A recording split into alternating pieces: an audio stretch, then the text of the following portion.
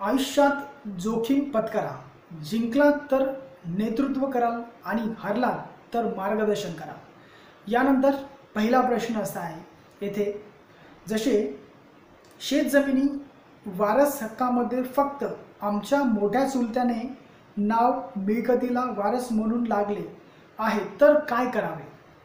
येथे मित्रांनो लक्षात घ्या, बराच वेळेस असे वाद उद्भवतात की माझ्या चुलत्याने शेतजमिनीवर नाव लावून घेतले।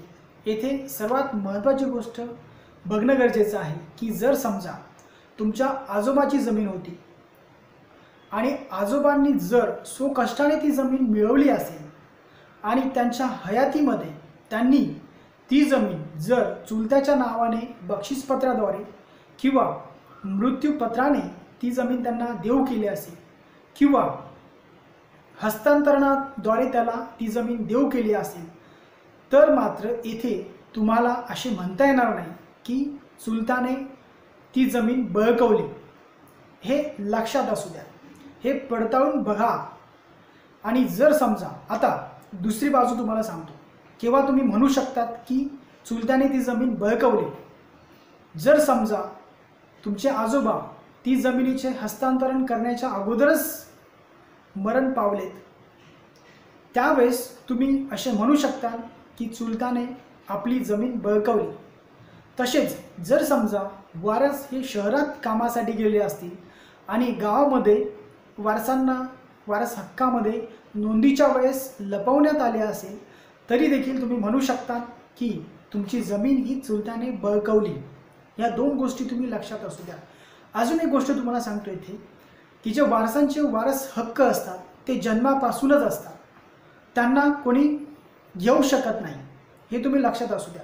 आणि जर तुम्हाला येथे तथ्य वाटत असेल की खरंच अशी जमीन ही चुलत्याने बळकावली, त्यासाठी तुम्हाला रीतसर कायदेशीर तुम्हाला न्यायालयामध्ये दावा दाखल करायचा असतो। त्यानंतर तुम्हाला तिथे सिद्ध केलं जाईल की जमीन ती खरंच बळकावली गेली आहे की नाही। या गोष्टी मित्रांनो आरोप लावण्याच्या अगोदर या गोष्टी पडताळा बघा, म्हणजे तुम्हाला कळेल। आता बघूया दुसरा प्रश्न। दुसरा प्रश्न इथे विचारला गेलेला आहे की मला अज्ञात मुलाच्या नावावर जमीन विकत घ्यायची आहे व 2 ते 3 वर्षांनी ती जमीन विकायची आहे, तर असे करू शकतो का। येथे अज्ञात मुलाच्या नावावर आपण जमीन विकत घेऊ शकतो, म्हणजेच ज्या मुलांचे वय 18 वर्षापेक्षा खाली आहे, कमी आहे, त्यांच्या नावावर आपण जमीन विकत घेऊ शकतो। परंतु येथे अज्ञात मुलाच्या नावाबरोबर पालकांचे नाव हे लावले जात असते आणि जर समजा त्या अज्ञात मुलाला आई वडील नसतील, मयत झाले असतील, तर मात्र येथे कोर्ट जे असतं, न्यायालय जे असतं, पालक ठरवत असतं त्या मुलाचे, तिथे त्यांचं नाव लावलं जात असतं। आणि जर समजा ती जमीन तुम्हाला विकायची असेल, अज्ञात मुलाच्या नावाने घेतलेली जमीन जर विकायची असेल, तर त्यावेळेस जर मुलाचे वय 18 वर्ष पूर्ण असेल तर तुम्ही त्याच्या संमतीने ती जमीन विकू शकता। परंतु त्याचे वय जर कमी असेल, 18 वर्षापेक्षा कमी असेल, तर मात्र तुम्हाला न्यायालयामधनं तशी परवानगी घ्यावी लागते। न्यायालय तुम्हाला परवानगी देते तेव्हा तुम्ही ती जमीन विकू शकता। परंतु न्यायालयाच्या परवानगीशिवाय तुम्ही ती जर जमीन विकली, त्यांची परवानगी न घेता विकली न्यायालयाची, तर येथे मात्र तुम्हाला तुमच्यावर कारवाई होऊ शकते कायदेशीर। तसेच आता बघूया दुसरा प्रश्न। येथे प्रश्न विचारला गेला आहे, दखलपात्र आणि दखलपात्र गुन्हा व FIR आणि NCR यात फरक काय असतो। मित्रांनो येथे दखलपात्र गुन्हा म्हणजेच कॉग्निझेबल ऑफेन्स, यामध्ये मित्रांनो पोलिसांना या गुन्ह्याची दखल लगेच घ्यावी लागते, म्हणजेच कारवाई लगेच सुरू करावी लागते।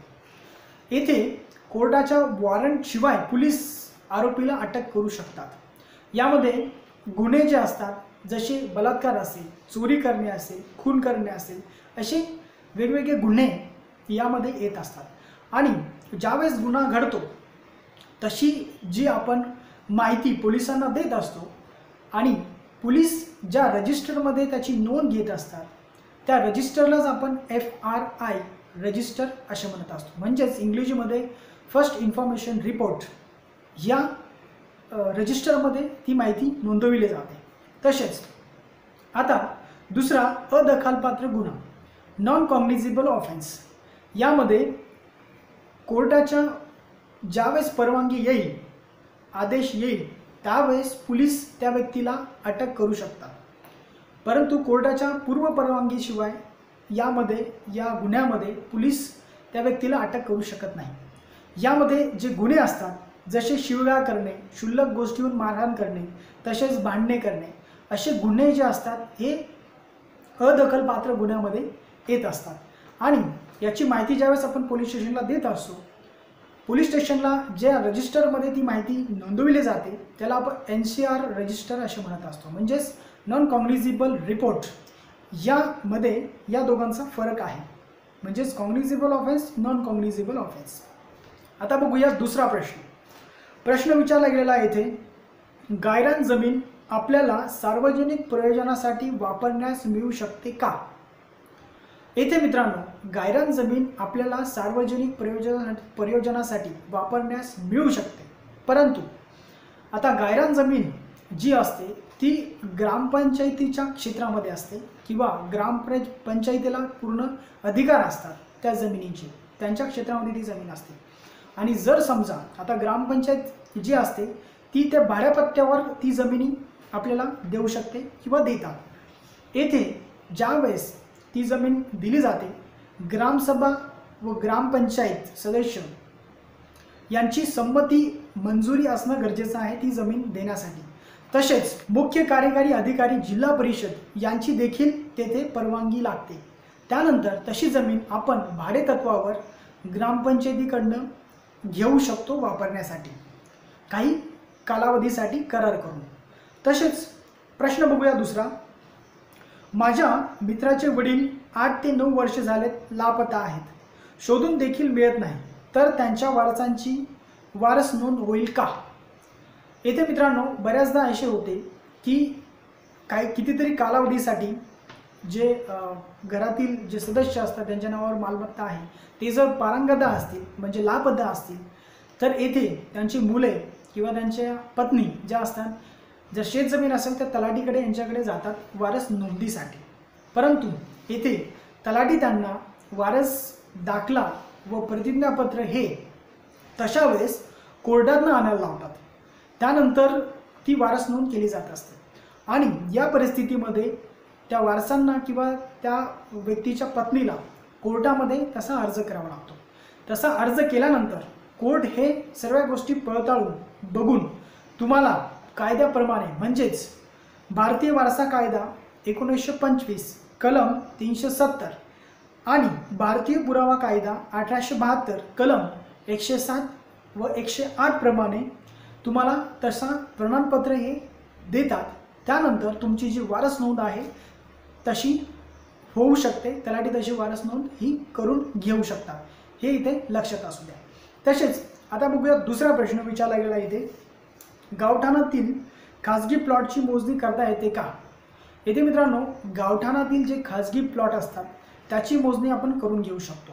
गावठाणातील जे प्लॉट असतात, जर तो प्लॉट नगर भूमापन कार्यालयाच्या अखत्यारीत येत असेल, क्षेत्रामध्ये येत असेल, त्यावेळेस आपल्याला नगर भूमापन कार्यालय जे आहे तेथे आपल्याला तशी अर्ज करायचा असतो मोजणीसाठीचा, व त्या मालमत्त्याचे जे प्लॉट आहेत त्या प्लॉटचे तसे कागदपत्र जे असतील कायदेशीर ते त्या अर्जासोबत जोडायचे असतात, आणि ती फीस जी असते ती फीस पे करून तुम्हाला तशी मोजणी ही करून दिली जात असते, हे लक्षात असू द्या। म्हणजे एकंदरीत आपण तशी मोजणी करून घेऊ शकतो। तसेच प्रश्न बघूया दुसरा इथे प्रश्न विचारला गेला आहे, सर माझ्या जमिनीचे क्षेत्र हे 7/12 वर कमी आहे, तर दुरुस्ती कशी करता येईल? मित्रांनो येथे लक्षात असू द्या, बरेच वेळा 7/12 वर जर क्षेत्र कमी असेल, आणि अगोदर क्षेत्र हे बरोबर होते परंतु आता 7/12 वर क्षेत्र कमी असेल, तर त्यासाठी तुम्हाला मागील जे रेकॉर्ड आहेत 20, 30, 40 वर्षाचे रेकॉर्ड काढायचे असतात, आणि तसे रेकॉर्ड पडताळून तसा जो अर्ज आहे त्याच्यामध्ये जर क्लिअर होत असेल की तुमची जमीन खरंच 7/12 वर कमी आहे, तर तसा अर्ज जो आहे तर तहसीलदार यांना द्यायचा असतो। तहसीलदार हे तुमचे जे कागदपत्र आहेत ते पडताळून बघतील आणि पडताळून बघितल्यानंतर त्यांना जर योग्य वाटत असतील तर तसा आदेश ते तलाठी यांना देत असतात. त्यानंतर तुमची जी 7/12वरील जे क्षेत्र कमी आहे ते तुम्हाला व्यवस्थितपणे दुरुस्ती करून दिले जाऊ शकते. तर मित्रांनो, ह्या पद्धतीला तुम्ही तसा अर्ज तहसीलदार यांना करायचा असतो. तर मित्रांनो, हे थोडक्यात तुमचे प्रश्न आणि त्याचे उत्तर मी देण्याचा प्रयत्न केलेला आहे. नक्कीच तुम्हाला कळले असतील. अजून तुम्हाला काही क्वेरी असतील तर नक्कीच तुम्ही मला कॉल करा, मेसेज करा, त्याचं उत्तर देण्याचा प्रयत्न मी नक्कीच करणार आहे. आणि तुम्ही मला ज्यावेळेस प्रश्न विचारणार आहात, हा फॉर्मॅट मी तुम्हाला जो देत आहे त्या फॉर्मॅटमध्ये मला प्रश्न विचारावेत ही माझी तुम्हाला विनंती असणार आहे. नक्कीच तुम्हाला तुमच्या प्रश्नांची उत्तर मी देण्याचा प्रयत्न करणार आहे. तर धन्यवाद.